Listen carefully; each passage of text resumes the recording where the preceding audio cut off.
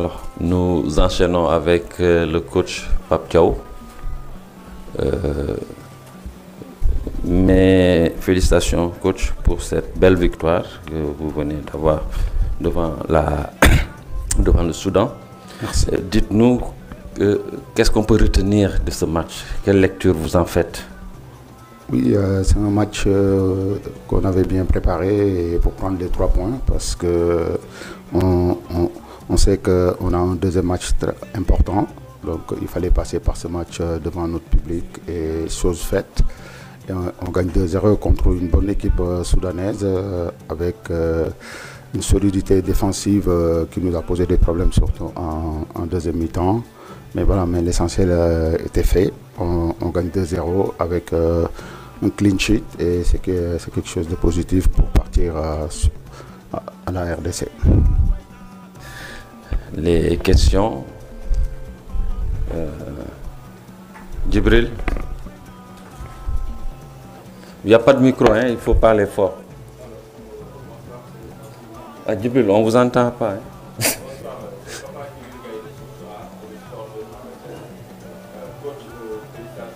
Merci.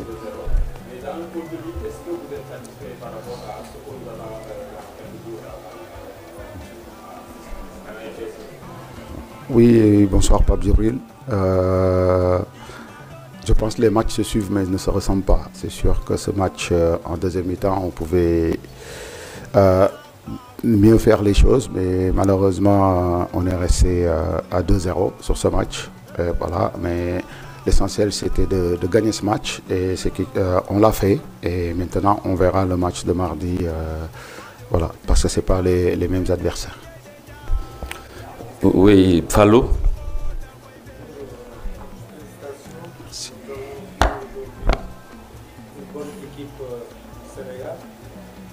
Avec beaucoup de changements, mais surtout poste pour poste. Est-ce qu'en jouant ce match-là, vous aviez un point de mire le match qui va vous opposer à la RDC? Oui, c'est sûr. Une fois qu'on a fait la différence à 2-0, après il y a eu des calculs pour se projeter pour le prochain match. Mais voilà, mais après ceux qui sont rentrés, ils sont donnés à fond. Mais maintenant, il y a un match mardi. On a tout notre effectif qui est présent, pas de blessés, pas de suspendus. Déjà, c'était quelque chose qu'on voulait. Et on l'a eu, donc maintenant, on va préparer ce match sereinement. Oui, Ndiaye. Bonsoir coach, félicitations. Voilà, vous venez de dire pas de blessé, bon, j'étais pas inquiet pour le temps de Moussa Niakhaté, sortir en seconde période, est-ce que c'est une précaution médicale ou un choix technique? C'est médical parce qu'on a vu qu'il avait pris un coup au genou, donc comme on gagnait 2-0, il ne fallait pas prendre de risques. Donc c'est pour ça qu'on l'a fait sortir. Oui, Fatou. Bonsoir. Merci.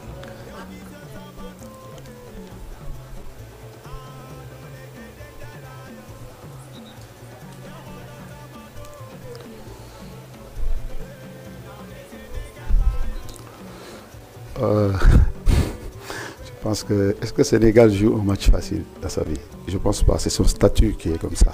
Donc c'est sûr. Et après, je comprends l'équipe congolaise qui nous attend sur son terrain. Après, nous, on a l'habitude de jouer ce genre de match. On va le préparer, comme je le dis, sereinement. On va aller là-bas, bien voyager, et après, on verra. Oui. Bonsoir, merci.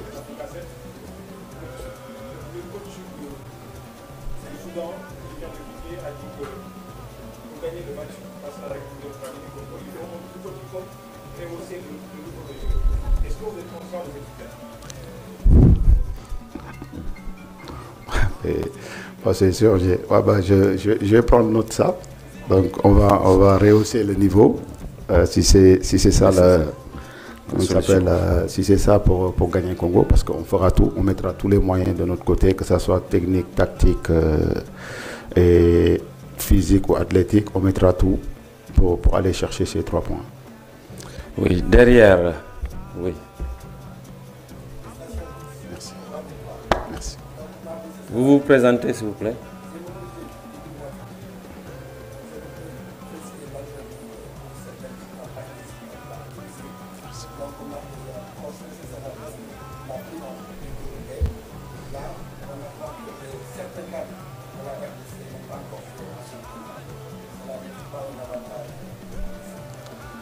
Et après, comme on dit, hein, une finale, ça se joue pas, ça se gagne. Donc, qui joue pas, nous, notre problème, c'est pas la RDC. Donc, moi, je me focalise sur mon équipe. Donc, j'ai tout mon effectif à ma disposition. Donc, on va essayer de bien travailler et bien préparer ce match pour aller chercher les 3 points là-bas. Oui, là-bas, Malan. Merci. On avait annoncé hier que le Soudan allait jouer direct, allait jouer contre l'autre Ménamba, on l'a vu aujourd'hui. Est-ce que mardi, si on a un match pareil mardi, est-ce qu'aujourd'hui, en Ligue de Soleil avec 4 défenses, est-ce qu'on va miser sur la vitalité avec les joueurs ou est-ce que les passer ces dégâts sur la vitalité? Aujourd'hui, on a vu que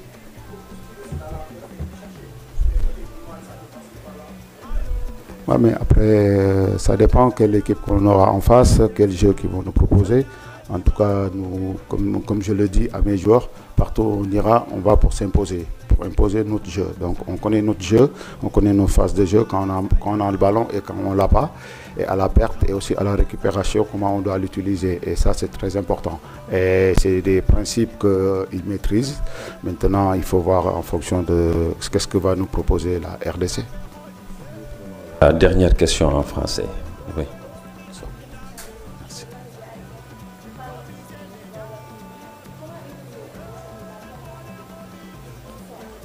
Je pense qu'il y a des bonnes choses. Donc, il y a une bonne cohérence au niveau de cette équipe. Donc, voilà, quand on a des joueurs qui comprennent vite et qui sont matures et qui sont responsables, donc pour ces genres de choses, c'est pas compliqué. Donc, c'est vite fait. Nous allons enchaîner en Wolof, permettre à ceux qui veulent poser des questions en Wolof. Oui, Anta, oui, non, oui, MK. Ceux qui n'ont pas encore posé de questions d'abord, s'il vous plaît. Pardon?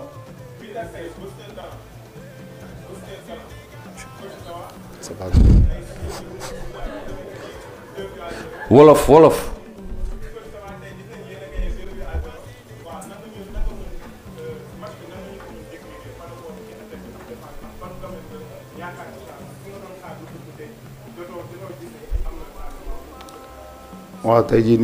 Si on regarde, on était efficace dans les...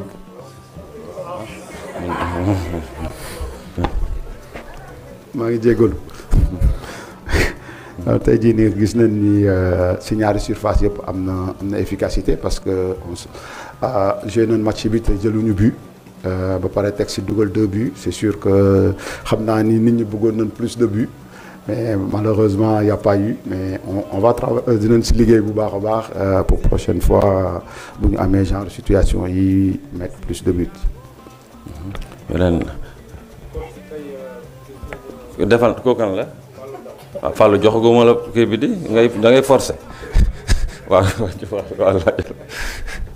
gis nañu ne tey équipe bi joué na bu baax ñu gis nga def ay changements yu bëri mais changements yi nga def yëpp poste pour poste nga ko def te ñenn ñi sax jàpp nañ ñu doon génn ñu ngi doon def match est-ce que tout en jouant ce match là da nga doon xalaat bu baax match bi ñu jëm moom ñu xamee ni jàpp nañ waaw defe naa sànq ni répondre naa question bi si kàllaama français di wax ni c'est sûr benn moment boo mënee 2-0 nga gis ni équipe bi ngay jouer la inquiété ou la trop donc benn moment di nga commencer à se projeter si match bi di ñëw di match mardi boo xam ne ñëpp xam nañ ni final la donc voilà. Et aussi il faut faire beaucoup de calcul parce que lu am importance la.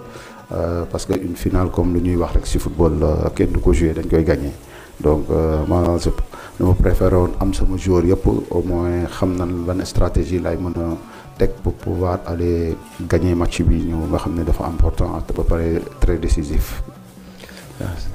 waaw Adja après vous hein allez-y waaw. Merci.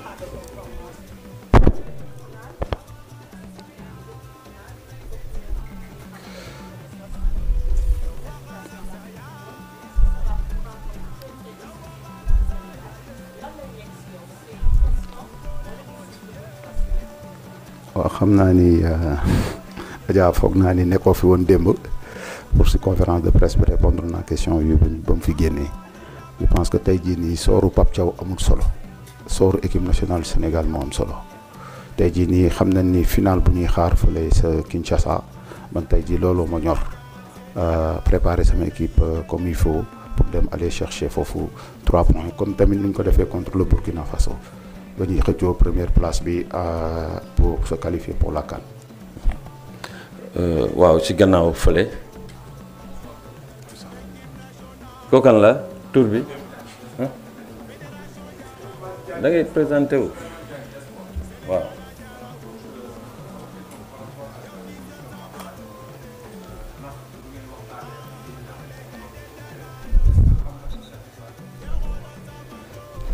Déjà avant tout man maay entraîneur bi donc pas se tromper c'est sûr que après comme je suis dans le coaching participatif, excusez-moi, parfois il y a des choses, je peux plus le dire en français. Coaching participatif, je préfère toujours discuter avec mes joueurs. Donc, c'est importance là. Mais maintenant, j'ai décidé et il n'était pas plus en pointe. Sadio était plus électron libre. Si j'ai pu voler, il avait le droit de me connaître. L'essentiel, moi, quand le ballon est dans la surface, beaucoup de attaquants au moins que il soit présent dans la surface. ñu jëlaat ñaari laaj rek wala benn waaw yow Khadim Khadim benn question rek